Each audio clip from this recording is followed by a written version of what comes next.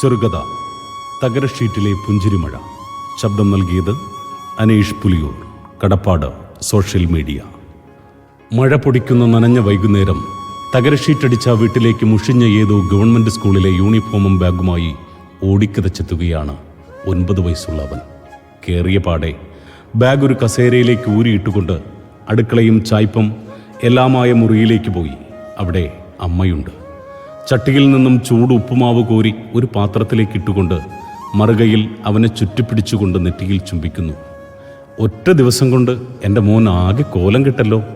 അവൻ ഒരു കൈ കൊണ്ട് ചൂട് ഉപ്പുമാവിൽ കൈയിട്ടുകൊണ്ട് വിരലുകൾ കൊണ്ട് ഒരു നുള്ളെടുത്ത് വായിലിട്ടു. ചൂടുകൊണ്ട് കൈകുടഞ്ഞ അവനെ നോക്കി അമ്മ ചിരിച്ചു. ബാ വന്നിരിക്ക്, അമ്മ തേയില വെള്ളം തിളപ്പിച്ച് തരാം. അവനെയും കൊണ്ടമ്മ അടുക്കളയിൽ നിന്ന് ചെറിയൊരു മേശയിൽ തുണി വിരിച്ച് തലയിണയൊക്കെ ഇട്ട് അച്ഛൻ ഉച്ചമയങ്ങാറുള്ള സ്ഥലത്ത് കൊണ്ടിരുത്തി. മേശ വലിച്ച് ഉപ്പുമാവ് അവൻ്റെ മുന്നിൽ വെച്ചു. അമ്മ അടുക്കളയിലേക്ക് തിരിച്ചു നടന്നു. അമ്മ പോയപാടെ അവൻ മേശയിൽ നിന്നും ഊർന്നിറങ്ങി. തടിപ്പലക അടിച്ച ഷെൽഫിലിരുന്ന റേഡിയോ താഴെ സ്റ്റൂളിട്ട് അതിൽ കയറി നിന്ന് തിരിച്ച് ക്രിക്കറ്റ് കമൻ്ററി വന്നു. തലചരിച്ച് അതിൽ തന്നെ കേട്ടിരുന്നു. സച്ചിൻ കമൻറ്റേറ്റർ വിളിച്ചു പറഞ്ഞു. അവൻ്റെ മുഖം തിളങ്ങി. റേഡിയോ തിരിച്ച് ഓഫാക്കിയ ശേഷം സ്റ്റൂളിൽ നിന്ന് ചാടിയിറങ്ങി പുറത്തേക്ക് പാഞ്ഞു. അമ്മേ, ഞാൻ TV കാണാൻ പോവാണേ. പായുന്ന വഴി അവൻ വിളിച്ചു പറഞ്ഞു. മുറ്റത്തേക്ക് ചെരുപ്പിടാതെ ഓടിയിറങ്ങിയ അവൻ തിരിച്ചു വന്ന് ചെരുപ്പിട്ട് വീണ്ടും ഓടി. അടുക്കളയിൽ നിന്നും അമ്മ പുറത്തേക്ക് ഇറങ്ങിയപ്പോൾ അവൻ മറഞ്ഞു കഴിഞ്ഞിരുന്നു.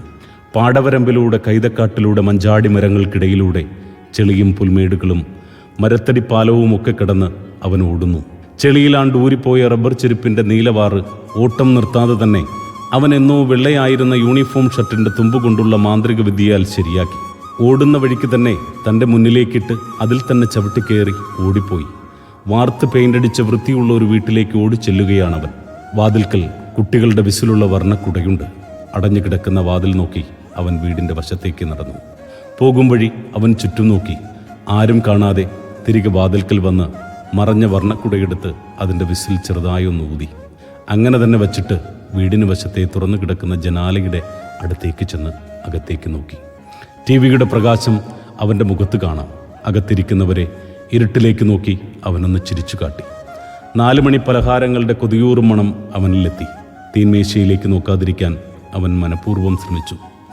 Sachin on his 90s. Sachin മുഴക്കങ്ങൾ TVയിൽ കേൾക്കാം. അവൻ ആവേശത്തോടെ ജനൽ കമ്പിയിൽ മുഖമമർത്തി.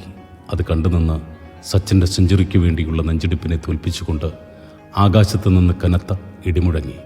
അവൻ പുറത്തെ ആകാശത്തേക്ക് തിരിഞ്ഞു നോക്കി. തല തിരിച്ചപ്പോഴേക്കും TVയുടെ വെട്ടം മറഞ്ഞു.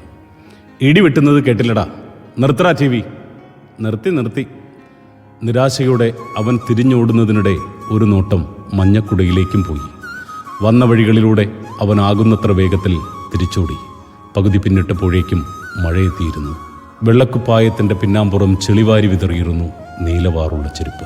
തകരഷീറ്റിൽ പെരുമ്പറ കൊട്ടുന്ന മഴയത്ത് അവൻ ഓടിക്കിതച്ചെത്തി.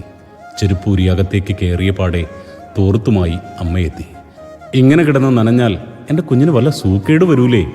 തല തോർത്തി പൂർത്തിയാക്കും മുൻപേ അവൻ കുതിറിച്ചെന്ന് സ്റ്റൂളിൻ്റെ മുകളിൽ വലിഞ്ഞു കയറി റേഡിയോ തിരിച്ചു. അമ്മ പിന്നാലെ ചെന്ന് സ്റ്റൂളിന് മുന്നിൽ നിൽക്കുന്ന അവൻ്റെ തല തോർത്തിക്കൊണ്ടിരുന്നു. അവൻ കാര്യമായി റേഡിയോ തിരിച്ചു കൊണ്ടിരുന്നു. ക്രിക്കറ്റ് കമൻ്ററി വരുന്നു. Looking for two, it's done, wonderful 100 from Sachin Tendulkar. തോർത്തിനും ഈർപ്പമുള്ള തോർത്തി ഉഴപ്പിയ മുടിക്കുമിടയിലൂടെ അവൻ കുനിഞ്ഞു നിന്നുകൊടുത്ത മുഖമൊന്നുയർത്തി റേഡിയോവിൽ നോക്കി കമൻ്ററി തുടർന്നു. അവൻ സ്റ്റൂളിൽ നിന്നിറങ്ങി. അമ്മ അടുക്കളയിലേക്ക് മടങ്ങി. അച്ഛൻ്റെ കിടപ്പ് മേശയിൽ കഷ്ടപ്പെട്ട് വലിഞ്ഞു കയറി പാതി ചാരിയിരുന്നു. അമ്മ നൽകിയ ഉപ്പുമാവ് പാത്രത്തിൽ ഇപ്പോഴും മുന്നിലിരിപ്പുണ്ട്. ഒന്ന് നിവർന്ന് അതെടുത്ത് ചാരിയിരുന്ന് തൻ്റെ മുഷിഞ്ഞ കുപ്പായത്തോട് ചേർത്ത് വയറ്റത്ത് വെച്ച് വാരിക്കഴിക്കാൻ തുടങ്ങി. അമ്മ അപ്പോഴേക്കും സ്റ്റീൽ ഗ്ലാസ്സിൽ ചൂട് തേയില വെള്ളം കൊണ്ടുവന്ന് മുന്നിലെ മേശയിൽ വെച്ചു. അവൻ്റെ ഇരിപ്പ് കണ്ട് അമ്മയൊന്ന് അവൻ കാണാതെ ചിരിച്ചു. അവൻ അമ്മയെ നോക്കി പറഞ്ഞു, ഞാനൊരു പോപ്പിക്കുടയുടെ വിസിലൂതി അമ്മേ. അവൻ്റെ മുഖത്തെ സന്തോഷം കണ്ട് ഒരു നിമിഷത്തെ മരവിപ്പിന് ശേഷം അവനെ നോക്കി അമ്മയൊന്ന് പുഞ്ചിരിച്ചു. അമ്മ അവൻ്റെ താഴെ നിലത്ത് മുട്ടുമടക്കിയിരുന്നു. തുടരെ കൈയും കാലുമൊക്കെയായി എന്തൊക്കെയോ കഥകൾ അവൻ അമ്മയോട് പറഞ്ഞുകൊണ്ടിരുന്നു. തകരഷീറ്റിൽ വന്നു വീഴുന്ന ശക്തമായ മഴയിൽ അവയെല്ലാം അലിഞ്ഞു.